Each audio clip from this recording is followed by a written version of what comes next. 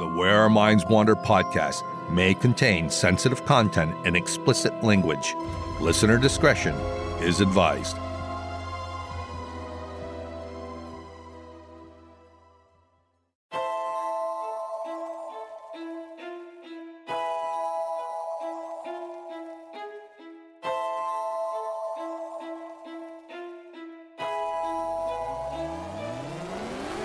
Greetings, fellow wanderers, to the places our minds wander. The house at the end of the dirt road, where disembodied voices whisper and strange sounds make the living shiver. Where shadows lurk at the edge of the woods, just outside your back door. And mysterious lights speed beyond reason across the clear night sky. Odd events throughout time that lead you down the rabbit hole. I'm Wes. And I'm Beth. And this is Where Our Minds Wander. Hello and welcome to Our Minds Wander, all you fellow wanderers. Thank you for joining us. Hello, everybody. Well, here we are, back in this studio for an all-new episode. It was kind of nice to take a break last week and just release that episode that we had that had been sitting there. And, well, we hope you all liked it. Yes, we had fun recording it, for sure. And we got to, head out in the Subaru and go off-road and do some exploring in the backwoods here in the North Country. We found some cool little hidden graveyards we didn't know about and walked along some rivers and had a good time. It was a really good time. It's always nice to take time for ourselves. It's been a rough year so far with everything that's going on. And putting out an episode every week, we actually took some time for ourselves. So, with that said, I think all of you are really going to like this episode. It's a long one. It's a jam-packed one because we are covering 2 incredibly haunted places. Yeah, we're not tag teaming this one. Mm-mm. It's you versus I. I wonder who's going to win the battle of the best stories. I don't know. I guess we'll just have to wait and see. You're not going to sabotage me in any way, are you? Would I do something like that? Yes. Oh, yeah, I would, wouldn't I? Well, it is what it is. But with that said, sit back, get comfy, and Beth's going to get into it. Yes, I am.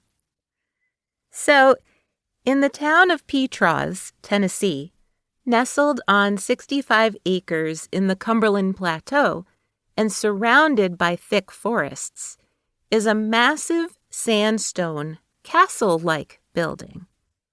From the air, the 4-story building is shaped like a cross. The entire roof line is covered in crenellations like medieval archers would use to shoot arrows from. It's just such an odd sight to come upon such a massive fortress in the middle of this tiny plateau surrounded by mountains.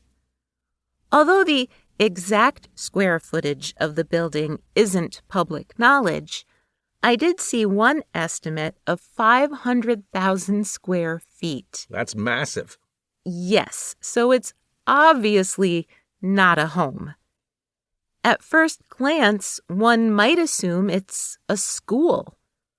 But if you look closer, you'll notice that it also happens to be surrounded by an 18-foot-high stone wall, and almost every single one of its hundreds of windows have bars across them. This massive stone building once was called the End of the Line, or Hell on Earth, depending on who you asked. Officially, it was known as the Brushy Mountain State Penitentiary, and it was a maximum security prison for some of the worst of the worst. It was so notorious that it has been a prime filming location for movies, as well as a major feature in books. For example, in The Silence of the Lambs, Hannibal Lecter is offered a transfer there. The Johnny Cash biofilm Walk the Line shot some scenes there. And then there's The Green Mile, starring Tom Hanks, which was filmed there. That was filmed at Brushy Mountain? Mm-hmm. Oh, that's one of my favorite movies. I know. Today, it's a hugely popular tourist destination. There's 2 restaurants and a distillery on site. They also hold concerts for up to 4,000 attendees. And if you really want an experience, you can stay in their RV park on site. But people also go there for an entirely different reason, for paranormal investigations. Visitors have been touched, shoved, and even growled at. It's infamous for apparitions, shadow people, disembodied voices, and one entity that's affectionately known as the Creeper. Well, it sounds like something that would happen when you've been drinking. That somebody would become the Creeper? Well, you've been touched, possibly even growled at or slapped. And then been called the Creeper. Yeah, I can see how you would make that connection, honey. Oh my God, yeah. It sounds like when I used to go out in the 80s. Wonderful. Well, the energy inside Brushy Mountain Penitentiary is allegedly so dark that people have described it as nothing but evil. If you take a look at the history and who was incarcerated there, as well as the violent ways many of the prisoners died, it's not hard to imagine why. According to the Brushy Mountain State Penitentiary official website, after the Civil War, Tennessee became a major coal mining state. Miners were sent to remote places to work in dangerous conditions, live in company housing, and purchase all of their necessities from company-owned stores. Not a great situation.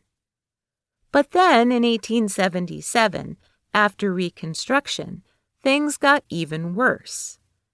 At the time, Tennessee took advantage of the loophole in the 13th Amendment, putting a very large number of black men behind bars, and then forcing them into involuntary servitude as criminal punishment.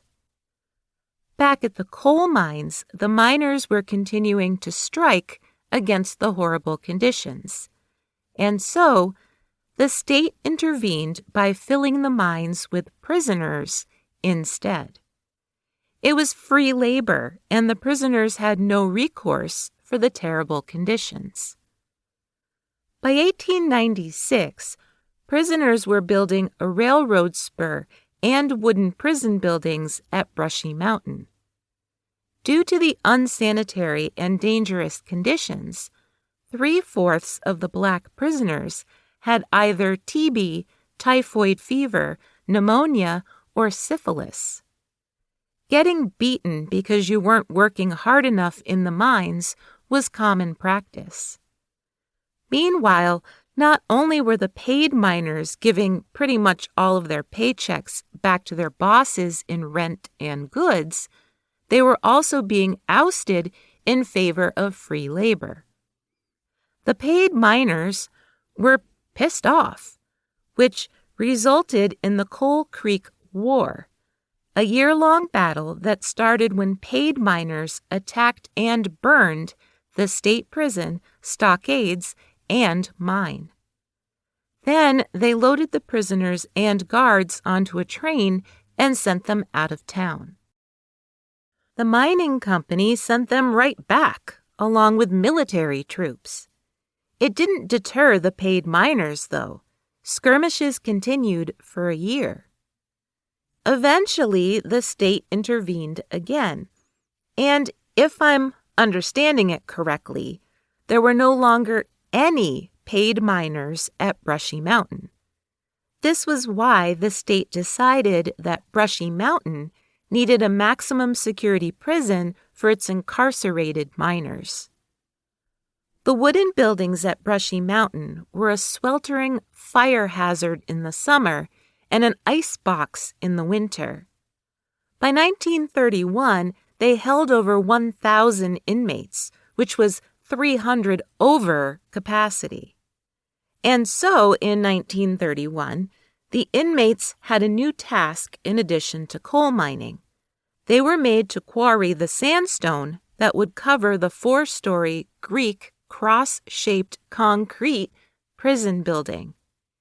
In 1934, the 18-foot-tall surrounding wall was completed. For those prisoners who broke the rules, there was the hole. This cell block was pitch dark, 24/7. Prisoners sent to the hole were kept there for as long as 30 days at a time, which often resulted in temporary loss of vision. The hole was shut down in 1957, when a new addition of 100 cells was constructed right on top of the former death house or morgue. In the 1960s, another addition was added for lesser offenders. Known as outside the walls, these 100 cells were inhabited by inmates who were allowed to do volunteer work in the community, most often serving as volunteer firemen. That's awesome. Yeah. I'd like to know if any of those prisoners had any experiences after they built the new place on top of the death house. I'm sure they did, because they, throughout my story, claimed that the place was haunted at that time, whatever decade it might be. Oh, sounds intriguing. I know. Many of the inmates in the 1960s were still serving in the coal mines, by the way. And then in 1969, Brushy Mountain was reclassified as maximum security, and the outside the walls cells were no longer used, and the coal mining ended. Then in 1970, James Earl Ray arrived. Ray was brought up by a father who passed bad checks and changed the family's name numerous times to avoid the law. Ray himself was discharged from the Army during World War II for his, quote, ineptness and lack of adaptability. Before assassinating Martin Luther King Jr., Ray was sentenced for armed robbery and escaped the Missouri State Pen in a bakery truck. He was only at Brushy Mountain for a year when he removed a cinder block from his cell and squeezed through in an escape attempt, only to discover that his tunneling led right into the prison's steam vent. A year after that, he was caught crawling through the walls with a handmade saw, which he was going to use to cut through the steam vent. In 1977, Ray and 6 other inmates fashioned a ladder out of salvaged pipe that reached 16 feet high. All 7 of them climbed over the prison wall. The FBI and U.S. Marshals caught Ray just 8 miles from the prison 56 hours later. Ironically, Ray was actually well-liked by some of the guards and several of his fellow inmates. They described him as friendly and funny, but I'm going to go out on a limb here and say that they were probably all white men. More than likely. Yeah. However, he did assassinate Martin Luther King Jr., and in 1981, 3 inmates stabbed him 22 times. He survived and stayed at Brushy for another 11 years. He was transferred to Nashville in 1992 and died there in 1998. They stabbed him 22 times and he survived? What would they do? They use a butter knife? I don't know. My God, that's a lot. I know.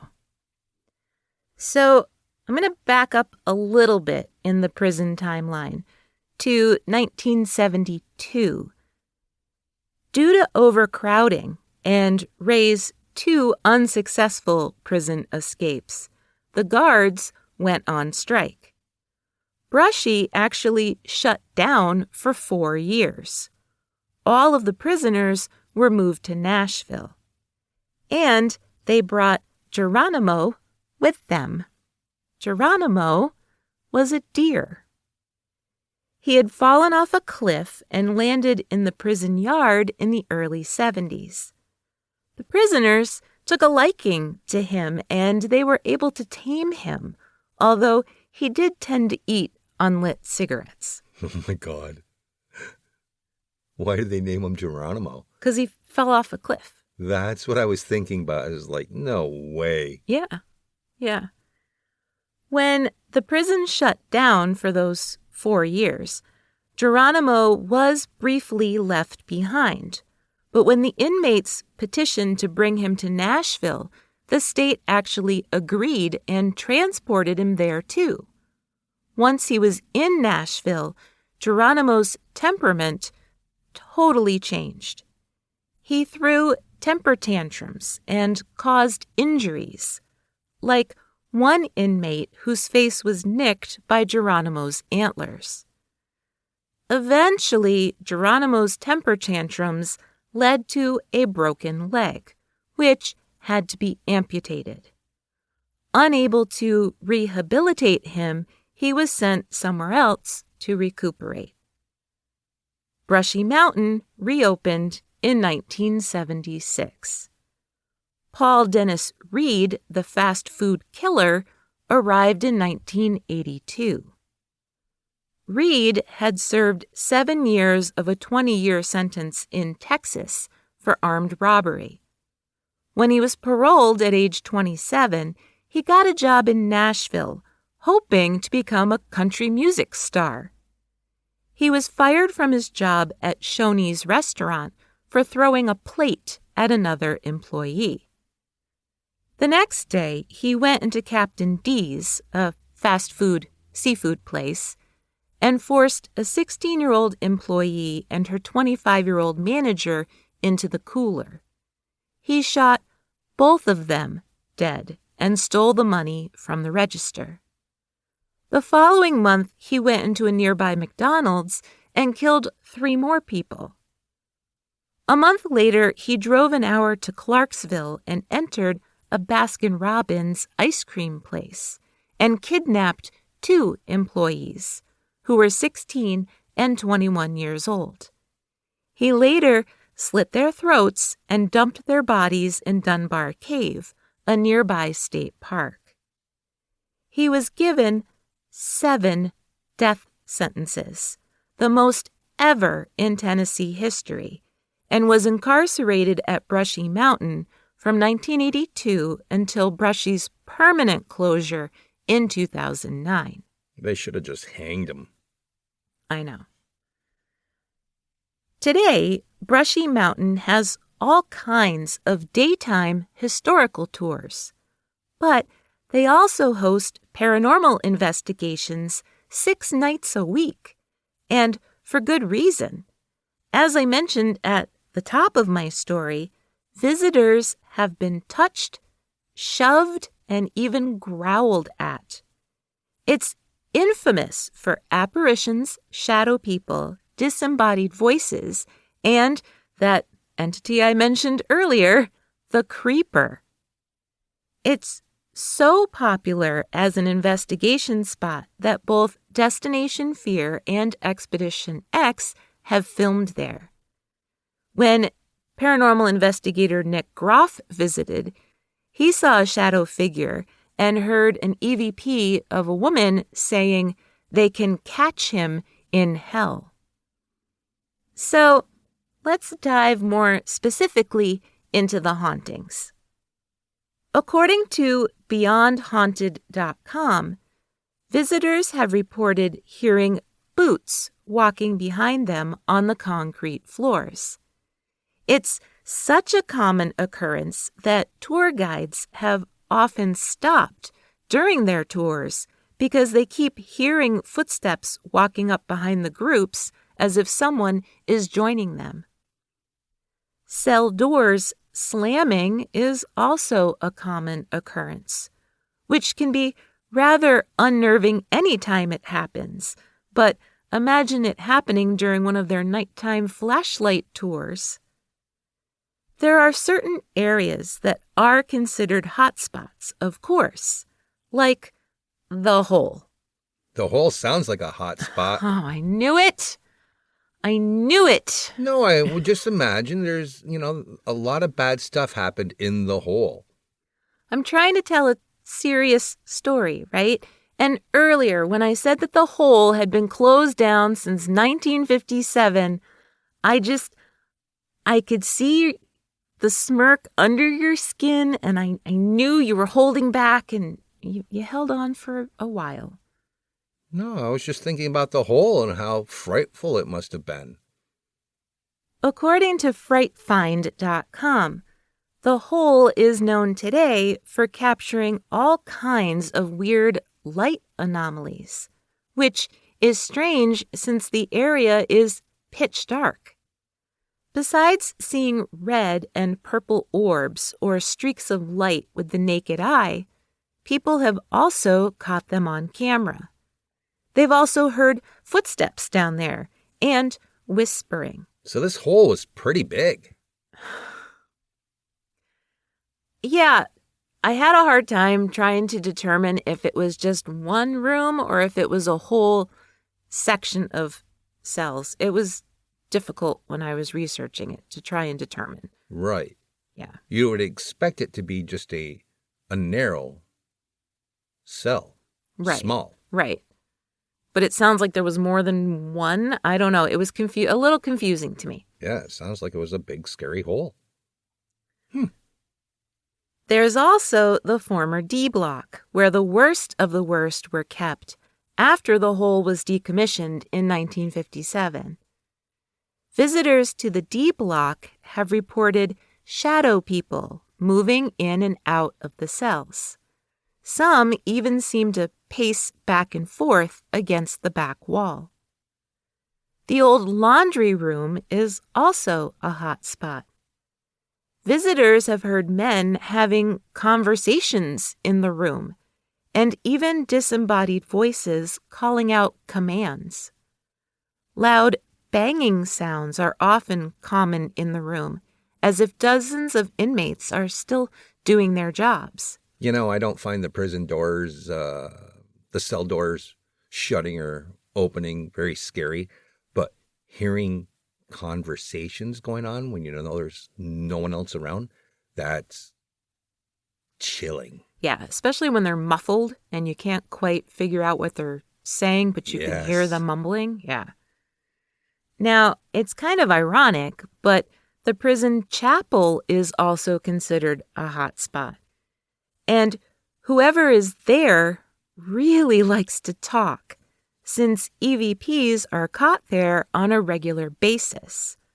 But the voice says things like hell, beast, and pain, which Fright Find speculates could just be residual words from bygone sermons. Or it could be an intelligent entity trying to communicate. But even when the prison was still in operation, inmates claimed that objects moved around by themselves in the chapel.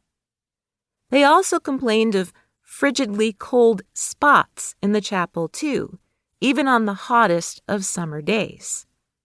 They were also being growled at by something they couldn't see, which is strange that it would be only in the chapel. That is strange. It's weird to me.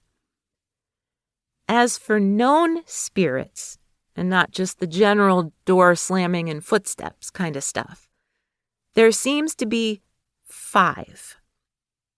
The first is Leroy, a man who was stabbed to death on death row while doing pull-ups. However, how he manifests or why people assume that it's him, I have no idea, because all the sites that I looked at said there's Leroy who was stabbed to death in death row, but then they don't give any specific things that he says or does. Well, I would imagine they see him doing pull-ups. But that was never mentioned, whereas some of the other ones are more specific. Right. I'm just saying I don't know what Leroy does. I mean, that's the only sensible thing that I could think. Right.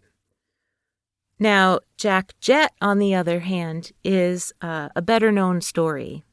So, Jack Jet was a little person, and while incarcerated at Brushy Mountain, he gained the reputation for being a snitch.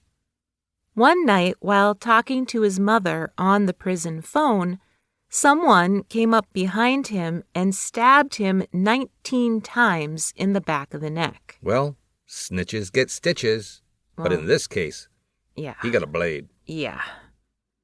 Soon after his murder, other inmates began to talk about the phone Jack had been using when he died.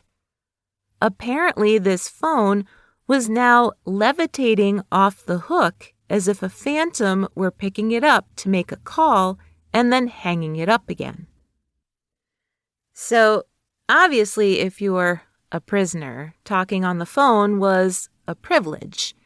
And like all prisons, things like cigarettes were a huge luxury. According to NashvilleGhosts.com, a former prisoner named James still likes his smokes in the afterlife.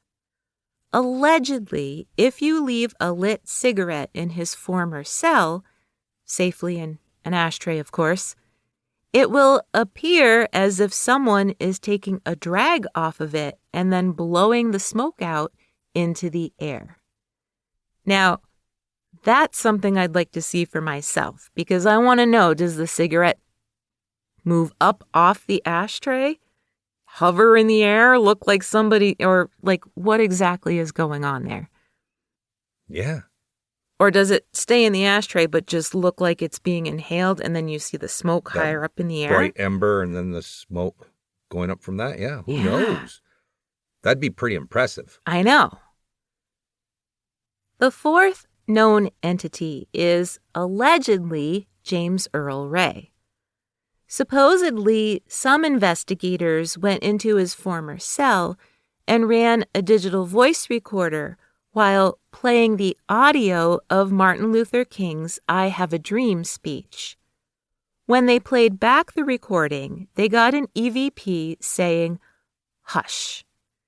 Now, I'm not sure that proves that it's James Earl Ray, because I think he would have several other choice words besides just saying hush, but it's interesting. And lastly, there's the entity known as the Creeper. As you can imagine, it gets its name for the horrific way that it seems to creep along the floor.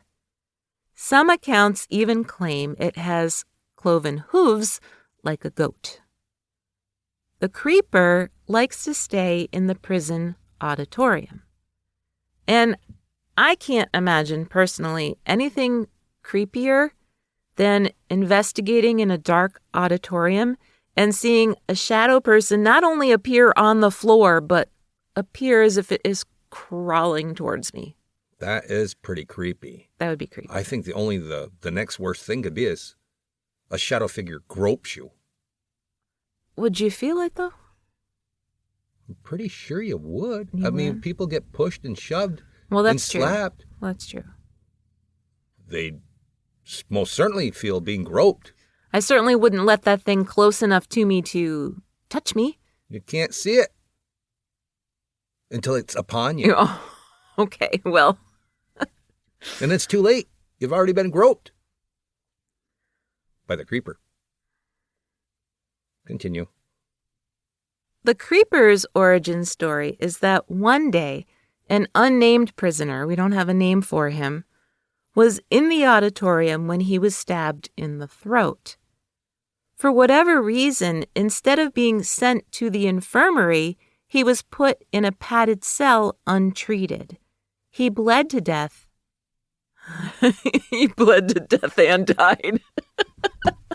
Yeah, you would imagine you would die from bleeding to death. Let me back that one up.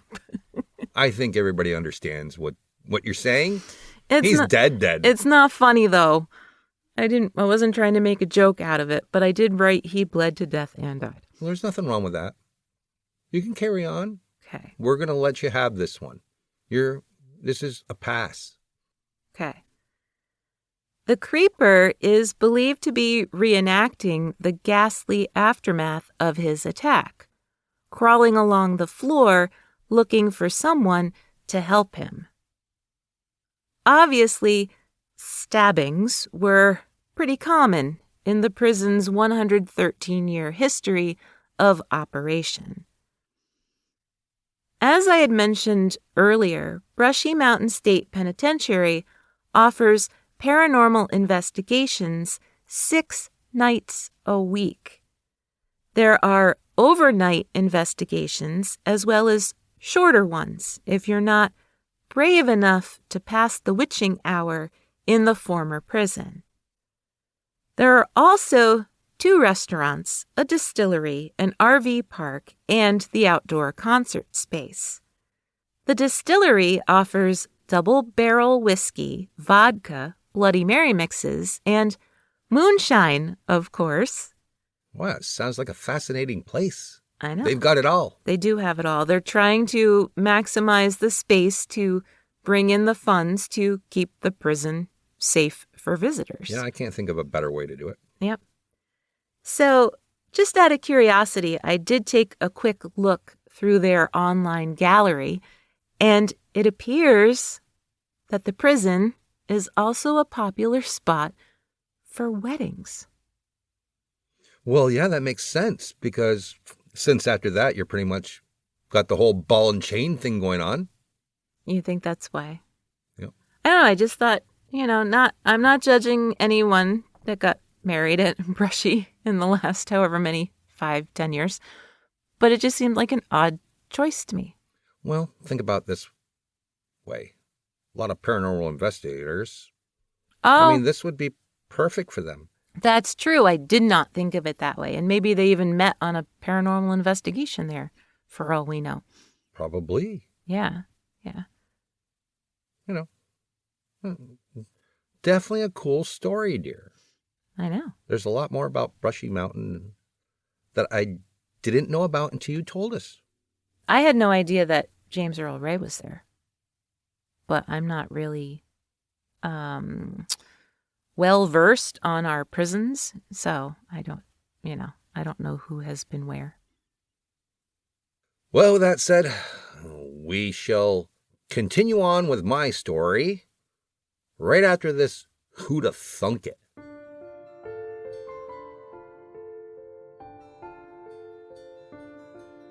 Hey, did you know?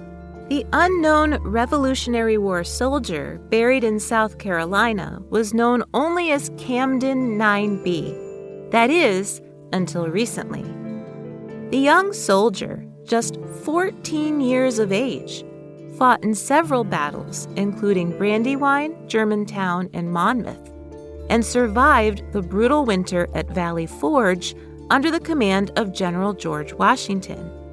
When offered a $100 bonus to re-enlist in 1779, he gladly took it.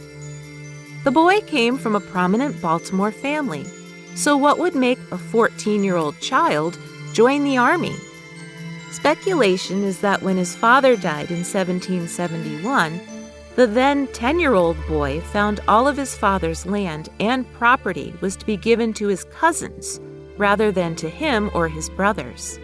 With no prospects, the teenager decided the army might provide him with a future.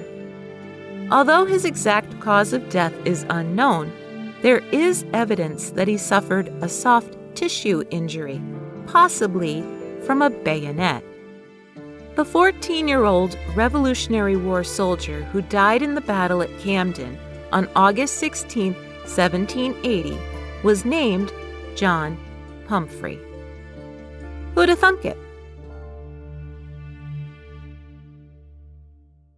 All right, we're back from the break. And I'm going to tell all you fellow wanderers about Borley Rectory tonight. The year is 1362. Picture a Benedictine monastery in Essex, England. Monks are living and praying there, going about their business. It's a calm and serene place. Some of the monks are elderly, having dedicated their entire lives to God. Others are quite young and new to the order. Nearby is a convent. I'm sure you can probably all see where this is going. Ruh-roh. When the monk and the nun's relationship was discovered, their superiors punished them with a vengeance. The monk was executed swiftly by hanging, but the nun was bricked up alive inside the convent walls and left to die. In 1841, the first rectory was built, but within 20 years, it burned down. It was rebuilt in 1862 from Reverend H.D.E. Bull and his family. Constructed out of red brick, the rectory was a Gothic-style mansion with multiple chimneys and peaked roofs. It was right next to the Borley Parish Church. And in 1863, the ghost stories began when a group of schoolchildren claimed that they had seen the figure of a nun haunting the grounds. Legend says that the nun would make an annual appearance on July 28th. According to the Book of Gazetteer of British Ghosts, Reverend Bull's daughters had a major encounter in the year 1900.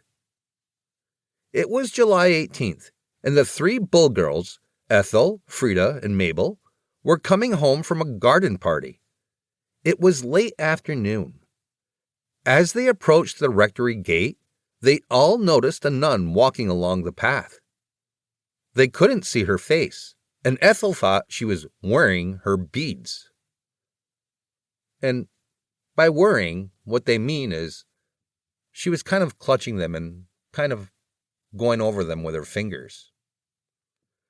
Ethel and Mabel stood at the fence and watched this woman while Frida ran into the house and got their fourth sister, Elsa, to come see this nun. When Elsa saw the nun, she basically told her sisters to stop being silly and just talk to the woman. You know, ask her what she was doing there, etc. But as Elsa strode towards the figure, the nun totally vanished. Reverend H.D.E. Bull's son, Harry, also became a reverend and lived at Borley Rectory as an adult. This was around 1892 or so. Reverend Bull also claimed to have seen the ghost of the nun himself many times, and even more troubling was the phantom coach and the horses that he had seen. Locals used to come to the rectory for Latin instruction, and in some cases they would spend the night there, if they lived in another town, like the young man from Cavendish. After everyone had gone to bed, the entire house was awakened by the clamor of ringing bells. It went on, and no one could find any explanation. Reverend Bull later said that he was quite worried that the bells were a harbinger of misfortune for him and his family. Reverend Harry Bull was a pretty cool guy. He once said that if he was unhappy with the next reverend who came into Borley after his death, he would let the new person know by throwing mothballs at him. When the time came, mothballs did fly around the rectory. From 1916 until 1920, a family by the name of Cooper lived in the house. They told stories of hearing feet padding down the hallways night after night. They also claimed to see a black shape materialize in their bedroom, accompanied by a terrible smell. Mr. Cooper claimed to see the phantom coach in the courtyard, but also a hooded figure. In 1926, a journeyman carpenter walked past the rectory at the same time, 4 mornings in a row, and each morning he saw a nun standing by the gate. On the 4th morning, he passed by her, and then decided he should really ask her if she needed any help. But when he turned around, she was gone. According to burialsandbeyond.com, Reverend Guy Eric Smith and his wife moved into Borley in 1927. They weren't there for a very long time when Miss Smith made a horrible discovery. There was a human skull in the back of one of the cupboards. How did all those people live there for that long and not notice a human skull in the cupboard? I don't know. Perhaps they just didn't pay any attention. They didn't root way back. Maybe she put something in there and then, was reaching really, really far back and it was back behind the cupboard somehow. I think that could quite possibly be a pretty good explanation for it. Perhaps it was up high and way back. Huh. Within days of the discovery, strange things started to happen. The couple heard someone walking through the rectory at night. Strange lights would shine from within the house when no one was home. The sound of bells would ring out with no explanation, and the phantom coach and horses reappeared in the lane. One day, while Reverend Smith was near the first-floor archway leading into the chapel, he heard a voice say, "Don't, Carlos, don't." The Smiths were so concerned that they contacted the Daily Mirror and described their experiences, hoping that their story would catch the attention of the Society for Psychical Research. According to AbandonedInheritance.com, once their stories appeared in the paper, others stepped forward and shared their experiences at Borley, like Miss E. Myford of Essex. She wrote to the Daily Mirror that despite her grandparents never letting her pass the building after dark and never venturing into the garden or woods at dusk because of Borley's haunted reputation, she got a job there as a maid 43 years ago. But she only worked there for about a month because the place was so spooky. As soon as she started there, the other servants told her that her bedroom was haunted. She laughed it off initially because she knew the two previous women who had slept in that room, and neither of them had ever said anything about it. Each morning, the head nursemaid always woke her up at 6 a.m. But 2 weeks into her employment, she woke up in the middle of the night because she heard someone wearing slippers walking down the passage to her room and stopping right at her door. Miss Myford was confused because it was way too dark to be 6 a.m. She fully expected someone to come into her room, but no one did. The following morning, she asked all the other servants if they had been past her room in the middle of the night, and they all denied it. The experience unnerved her so much that she quit not long after. Eventually, the Daily Mirror did send a reporter to check it out, and Harry Price of the Society of Psychical Research came with him. While they were there, objects were seen flying across rooms, as if thrown by unseen hands. Price was so impressed by what he had witnessed that he returned several times. His next visit was in 1930, after the Smiths had left, and a new rector was living there. Reverend Foister, his wife Marianne, and their daughter Adelaide were completely plagued by paranormal activity in their house from the moment they moved in 1929. Reverend Foister kept meticulous journals about what was going on in the house. This included windows randomly breaking and both bottles and stones being thrown across the floor. One particularly scary incident was the day poor Adelaide found herself locked in a room that no one had a key to. That would be really scary. That it would. Then Marianne claimed to have been violently thrown from her bed. Harry Price kept tabs on the house and was convinced that the rectory needed to be exorcised. He arranged for 2, and yet the paranormal activity continued. Now, by this point, people from all over had heard about the ghost and the poltergeist activity, and they began showing up in droves to see for themselves. Countless reporters, paranormal researchers and psychics showed up.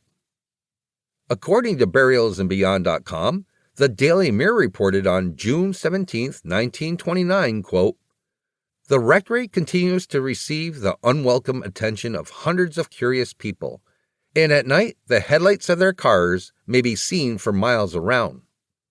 One enterprising firm even ran a motor coach to the rectory, inviting the public to come and see the Borley ghosts, while cases of rowdyism were frequent," end quote.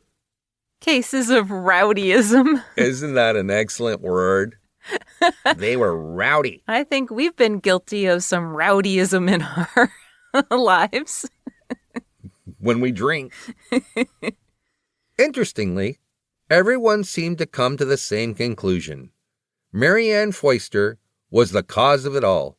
She was causing the poltergeist activity, whether she knew it or not. And that seemed to be completely confirmed in 1931, when the writing on the walls began. At first, it was just random scribbles on pieces of paper, but eventually, the writing began to appear on walls. Much of it was just illegible scrawls in black ink, but eventually, the name Mary Ann was legible, followed by words like rest, help me, and mass prayers. Now, here's where some major debunking should be mentioned. First, the Foisters had a toddler who was known to scribble on things. And second, Mary Ann had begun an affair with one of their lodgers, a man named Frank Peerless. In fact, Mary Ann later admitted that she often used the ghost as a scapegoat for explaining away evidence of the affair. Phantom footsteps walking between rooms at night were much easier to explain than giving a reason why she herself was entering other bedrooms. Oh, that's sad. Mary Ann. Yeah, shouldn't have done that. Once Mary Ann admitted that she may have made up some of the stories to cover up her indiscretions, people quickly turned on the idea of Borley actually being haunted and began to laugh at the idea. I can imagine that some even sneered with disgust at being duped for multiple years. But here's the thing.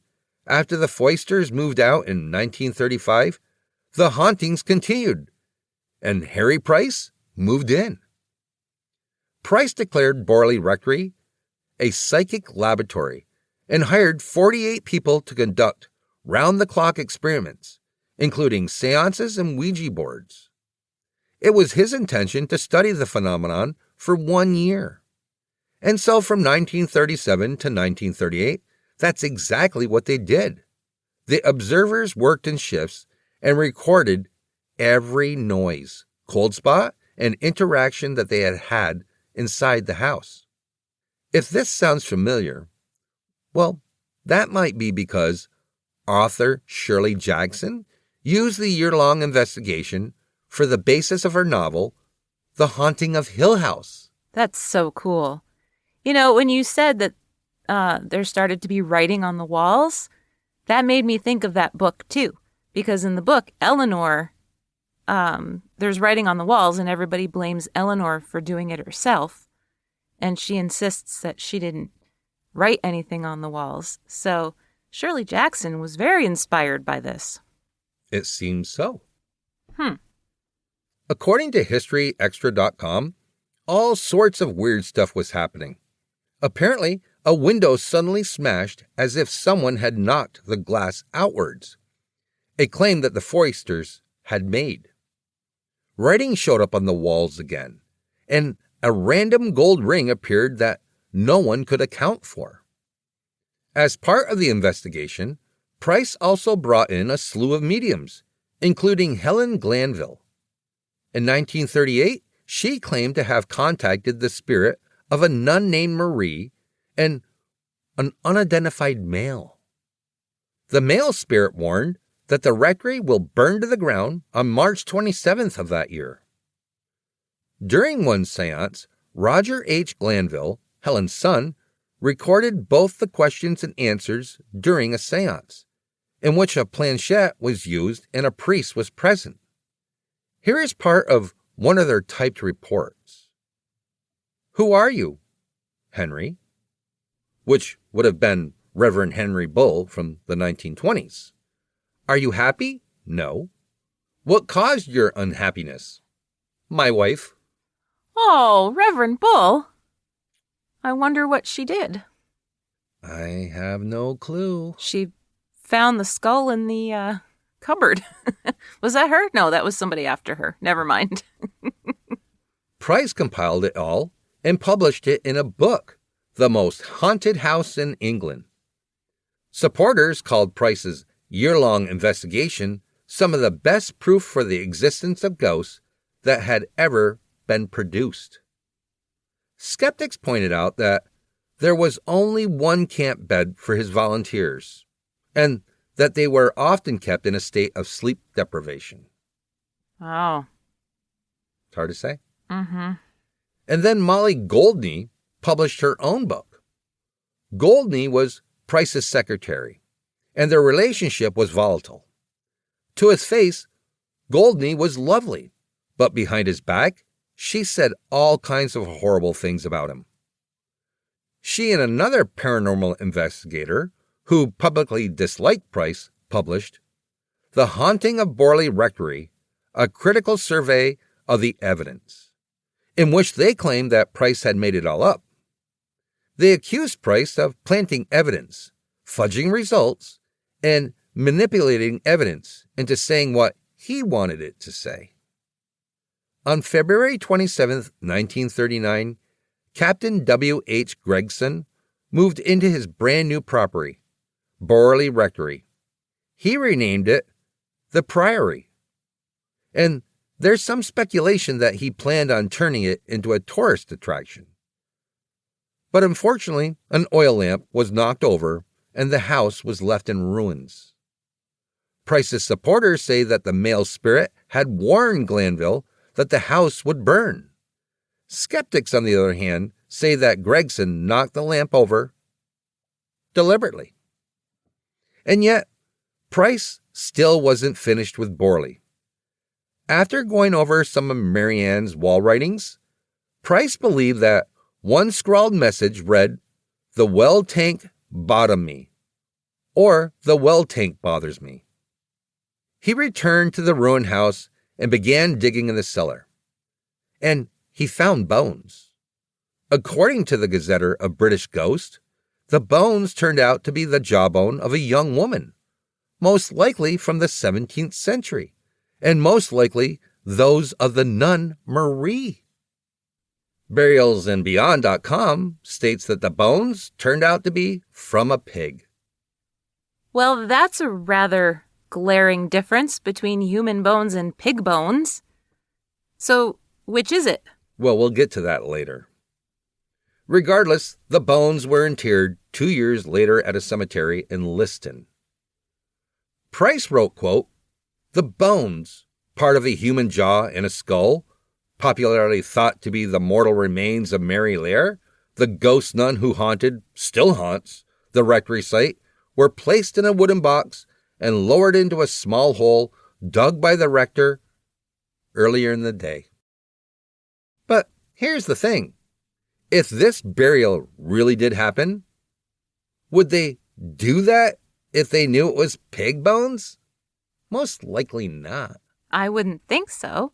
So that's a mystery within itself. Are they human bones or pig bones? Did they bury them or not bury them?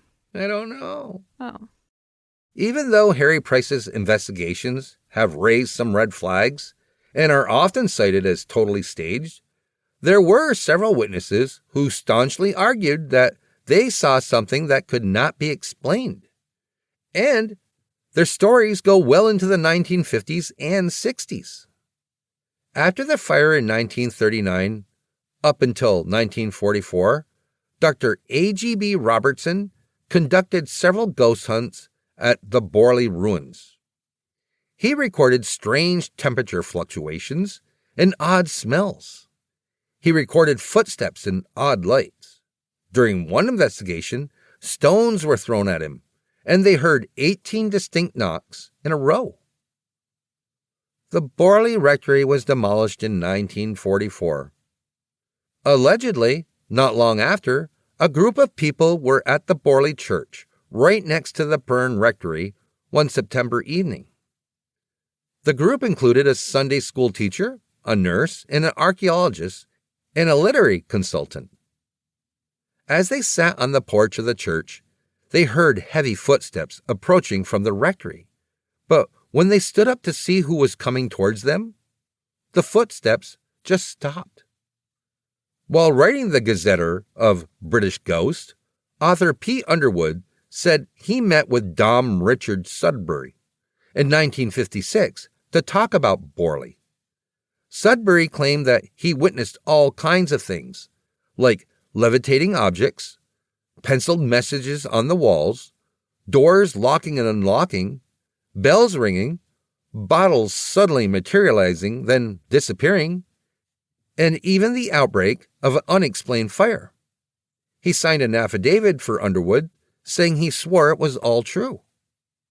But even after it was demolished, people kept seeing the nun. In 1949, Reverend Stanley C. Kipling was attending his friend's funeral at the church. During this service, he glanced out the west door and saw a girl between the ages of 18 and 23 walking by. She was a nun, but she also had a veil. She passed behind a tall shrub and was gone. In 1951, a Mr. Cole said he was walking by one day when he saw a nun standing under a tree. She was wearing a black hood, a white collar, a gold-colored top, and a long black skirt. There was a sliver of light blue cloth visible beneath her skirt, which he said was unbuttoned at the bottom. When Mr. Cole decided to walk over to see her, to see if she was okay, she simply disappeared.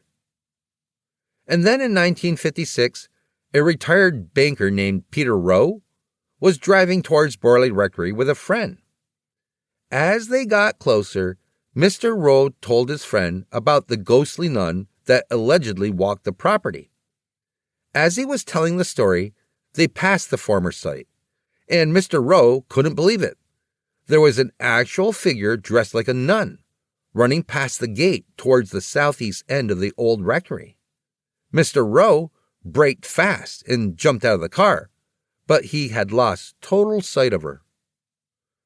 Now, here's the thing about the ghostly nun, whom Harry Price called Marie Laire. There is absolutely no historical record of a convent ever existing anywhere near Borley Rectory. Really? Yep. So, the whole story about the nun and the monk is made up. Yep. Huh. Kind of sucks, doesn't it? Well, yeah, I mean, all of the hauntings are based on that original legend, but it never actually happened. Right. Huh. But there's still stuff going on there. Well, yeah. So, what do all of you fellow wanderers make of it? Was it all just legend and lore and overactive imaginations? Or perhaps the power of suggestion? Or perhaps a tulpa? That makes the most sense to me, that people have been talking about it, there being a nun there since the late 1800s. Well, before that, right? Well, no, they started talking about it in the 1800s. They said it happened in the 1600s. Yeah. Well, once a story's told long enough, it could perhaps be any of these. Who knows? Yeah. Today, the church is still standing and is open to the public. But the site of the former rectory, the most haunted house in England, is now all privately owned modern bungalows. Oh, so they built over it with modern houses. Yeah, but I wonder if any of those people are having experiences. You would think so, wouldn't you? You would think, and if they were, you would think they would be talking about it. But well, you didn't find anything about it? No, but that doesn't mean down the line something might surface. Right. I'm intrigued by the phantom coach and horses. I would like to see that. I don't know about a ghost nun, but seeing a A carriage and horses? To me, that's pretty cool. Yeah, ghosts none are creepy. But a carriage and horse? Oh, yeah, that'd be awesome. That'd be really cool. Yeah. Maybe it can run over the ghost nun. Maybe that's how the ghost nun actually died. She wasn't having a fling with a monk. She got hit by a carriage. Well, whether or not the story is true or what's causing this ghost nun to appear, I still like the story. Yeah, it's a great story. That it is. And I love, whether he was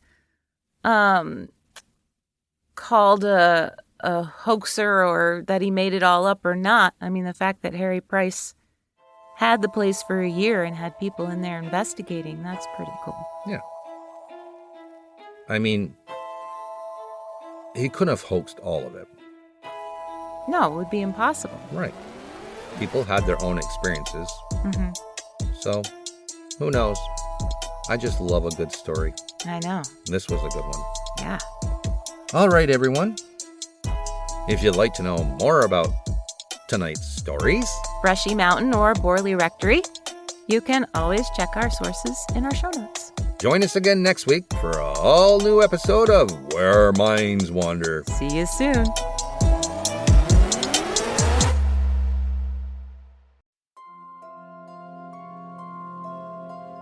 Thank you for joining us. We look forward to traveling with you again to the places where our minds wander. If you like what you heard, please take a moment and provide us with a 5-star rating and a comment on your favorite listening platform. It really helps us move up the list and become more visible on the podcast charts so new people can find us.